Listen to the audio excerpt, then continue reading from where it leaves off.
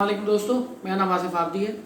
اور حالیہ جو وزیر اعظم نے خطاب کیا ہے کہ لاک ڈاؤن 30 اپریل تک ہوگا، اس میں بھی اور اس سے پہلے بھی وہ ایک بات کہتے رہے ہیں کہ لاک ڈاؤن کے پہلے تو وہ خلاف تھے، لیکن اس کے ساتھ انہوں نے ایک چیز جو ہے کہ بھوک پاکستان کا بڑا مسئلہ ہے، اور پھر انہوں نے اس میں ایک اہم بات یہ کہی ہے کہ بھئی پاکستان میں غریب لوگ بہت زیادہ ہیں، ان کو ان کی بڑی فکر ہے،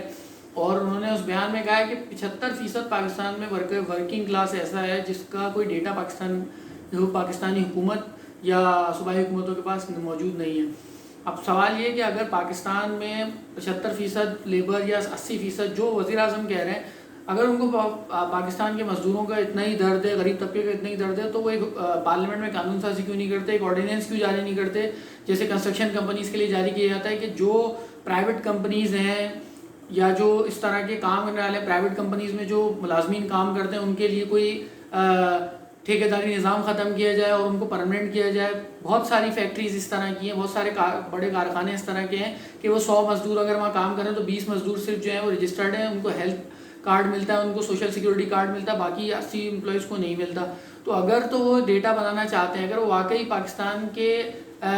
غریب لوگوں کا اگر وہ دکھ رکھتے ہیں، تو دکھ یا درد رکھتے ہیں، دکھ درد میں ان کے بہت زیادہ ان کو فکر ہے، تو وہ ایسا حکم نامہ جاری کریں، ایسی قانون سازی کریں جس سے ان کا ڈیٹا اکٹھا کیا جائے، اور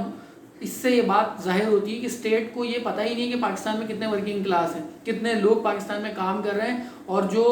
گھر بنانے والے ہیں، جو کیا کہیں گے جن کا کوئی سیکٹر نہیں ہوتا، جو لوگ ویسے ہی دہاڑی دار ہوتے ہیں جو کہ اس میں کام کر رہے ہوتے ہیں، مکان بنانے میں، پلمبر، یا ان کا بھی ایک ڈیٹا اکٹھا کیا جا سکتا ہے۔ لیکن اصل بات یہ قانون سازی کیوں نہیں ہوتی، کیونکہ اسمبلیز کے اندر کون لوگ ہیں، ان کی عمران خان کی پارٹی میں کون لوگ ہیں، اسمبلی کے اندر کون لوگ ہیں، اور وہ کن کے فائدے کے لیے کام کر رہے ہیں۔ آرڈیننس سے آپ کو پتہ چل گیا ہوگا کہ جو انہوں نے کنسٹرکشن سیکٹر کا انہوں نے جاری کیا، تو عوام کے لیے اگر دکھ درد ہے تو عوام کے لیے قانون سازی کریں، عوام کے لیے حکم نامے جاری کریں، ان کا ڈیٹا اکٹھا کریں تاکہ پتہ چلے کہ پاکستان میں کتنے مزدور ہیں، کتنے لوگوں کو کھانا مل رہا ہے، کتنے لوگوں کو کھانا نہیں مل رہا۔ شکریہ۔